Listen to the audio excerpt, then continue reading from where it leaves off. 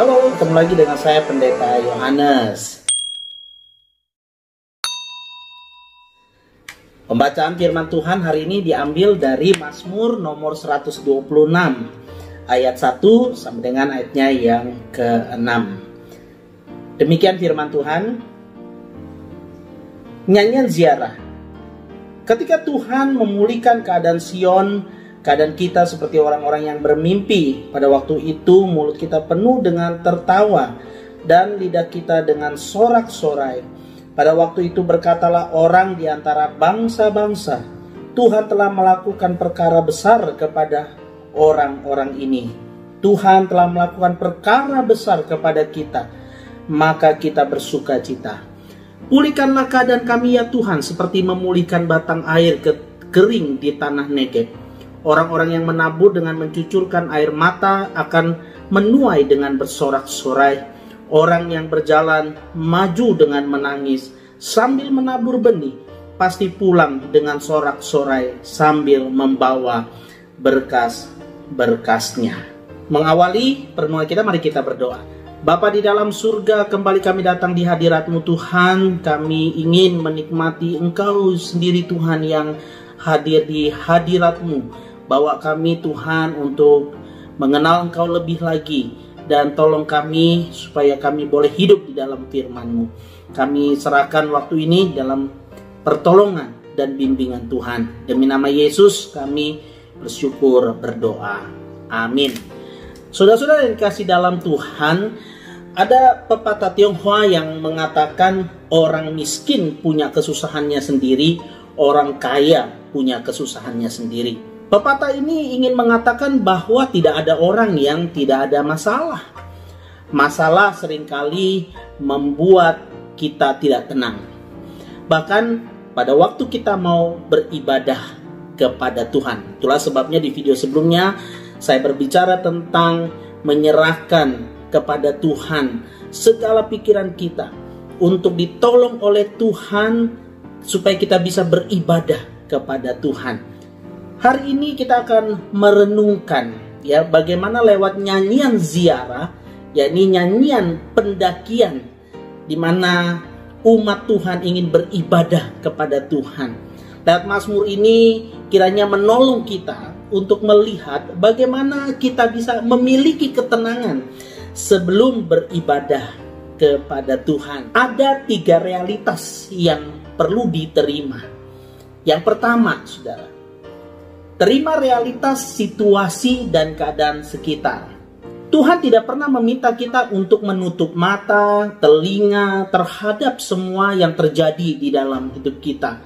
Apalagi berpura-pura untuk tidak ada masalah. Mencurahkan permasalahan kita kepada orang lain memang tidak menolong banyak.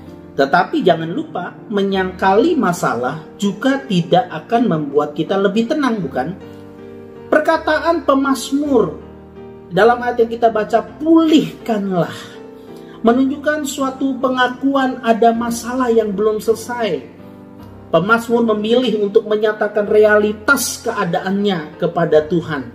Sekalipun masalahnya belum teratasi, tetapi ada ketenangan ketika mengakuinya. Yaitu perkataan pemazmur di ayat yang keempat, ya, pulihkanlah keadaan kami.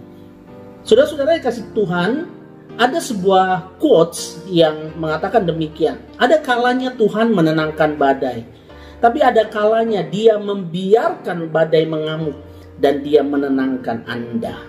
Terimalah badai masalah itu mengamuk dalam kehidupan kita, saudara. Terima ketenangan juga dari Tuhan.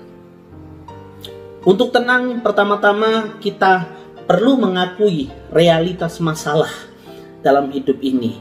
Hidup ini memang penuh masalah, sudah silih berganti. Ingatlah, di dalam ibadah Tuhan tahu kita tinggal dalam dunia yang penuh dengan masalah. Jadi jangan berpikir dan mengatakan kepada diri tidak ada masalah. Yang kedua, terima realita bahwa kita adalah manusia yang terbatas. Seorang aktor yang bernama Johnny Depp pernah berkata satu kalimat, orang menangis bukan karena dia lemah, tetapi karena sudah lama ia berpura-pura. kuat. Apakah mengakui kelemahan itu sesuatu yang sulit? Ya, bagi sebagian orang, ya. Apalagi mengakui sambil menangis atau mencucurkan air mata. Dalam Mazmur yang kita baca, justru pemazmur menyampaikan realitas ada orang atau umat Tuhan yang sampai tidak tahan pada permasalahannya. Hidupnya sampai harus menangis dan mencucurkan air mata. Ini adalah satu lukisan pengakuan manusia atas keterbatasannya.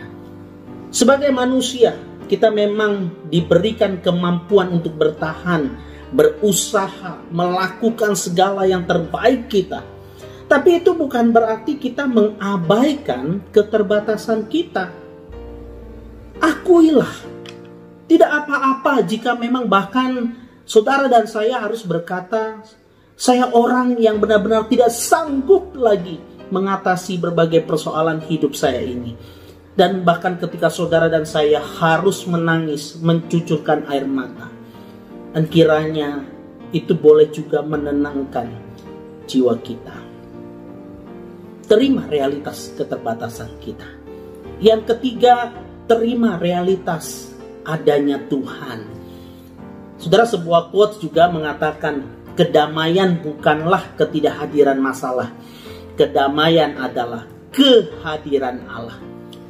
Sekalipun Tuhan tidak kelihatan dan caranya tidak terlihat dan terselami oleh manusia, tapi Tuhan itu ada dan Tuhan masih berkarya. Dia bekerja di tengah-tengah dunia ini, di tengah-tengah hidup kita. Itulah yang dilukiskan pemazmur di ayat 1 sampai dengan ayat yang ketiga dalam Mazmur ini. Di dalam hidup keimanan kita, kadang kita tidak relate, tidak terhubung dengan apa yang kita ketahui. Maksudnya apa? Kita tahu Tuhan itu ada, tapi menganggap seolah dia tidak ada. Kita anggap dia tidak tahu apa yang terjadi dalam hidup ini. Tuhan Maha Kuasa, tapi menganggap Tuhan tidak bisa tolong masalah kita. Tuhan Maha Hadir, tapi selalu merasa dia jauh. Itulah sebabnya kita benar-benar tidak benar-benar tenang. Saudara, mari terhubunglah dengan Tuhan, bukan hanya dengan informasi tentang Tuhan.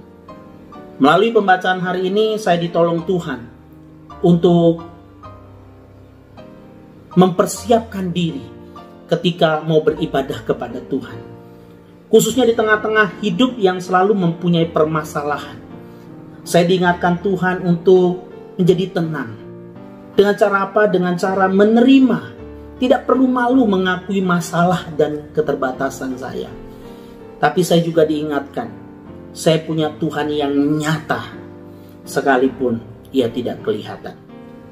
Ini yang saya renungkan pada hari ini. Bagaimana dengan saudara-saudara sekalian? Mari berbagi, saudara, di kolom komentar. Kiranya apa yang dibagikan boleh menjadi berkat bagi banyak orang. Diberkati untuk menjadi berkat. Amin. Mengakhiri akan perenungan kita hari ini, mari kita berdoa. Bapa di dalam surga, Tuhan tolong kami supaya kami memiliki ketenangan ketika kami akan beribadah kepada Tuhan, baik secara individu maupun bersama-sama.